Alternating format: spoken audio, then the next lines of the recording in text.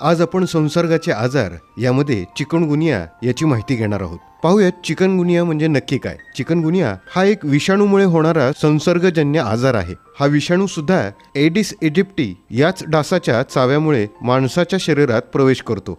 Dengue प्रमाणेच हा डास सुद्धा दिवसा चावतो आणि साचलेल्या स्वच्छ पाण्यात वाढतो.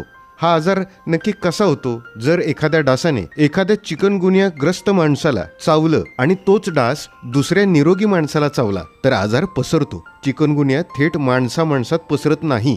आता पाहूयात चिकनगुनियाची लक्षणं काय असतात. डास चावल्यानंतर 5 ते 12 दिवसांनी लक्षणं दिसतात.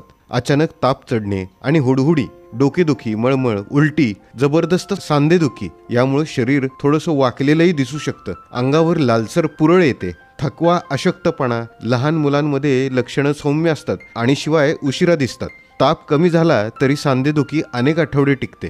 तर पाहूयात आता तपासणी कशी केली जाते. चिकनगुनिया आणि डेंग्यू यांची लक्षणं एकसारखी असतात, त्यामुळे आधी डेंग्यूची तपासणी केली जाते. ती नकारात्मक असल्यास चिकनगुनियाचा विचार केला जातो. रक्त तपासणीद्वारे याची खात्री करता येते.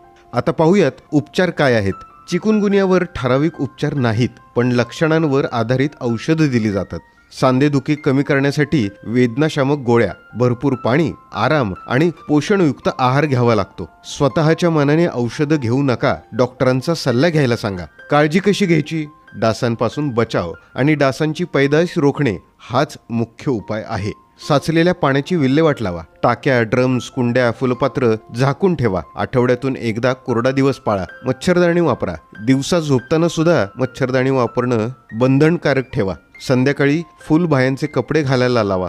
आणि आता सर्वात महत्त्वाचं, आशाताईंची भूमिका. ताप आलेल्या रुग्णांवर लक्ष ठेवा. तपासणीसाठी वेळेवर पाठवा. गावात चिकनगुनिया संबंधी जनजागृती करा. पाणी साचत असेल तेथे सफाई करायला लावा.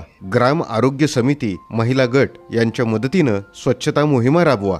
एकत्र येऊनच चिकनगुनियावर मात करता येईल. आपण सतर्क राहिलो, वेळेत उपचार केले, डासांची पैदाईच थांबवली तरच हा आजार सहज टाळता येणार आहे. डास वाढू देऊ नका. चिकनगुनियाला थारा देऊ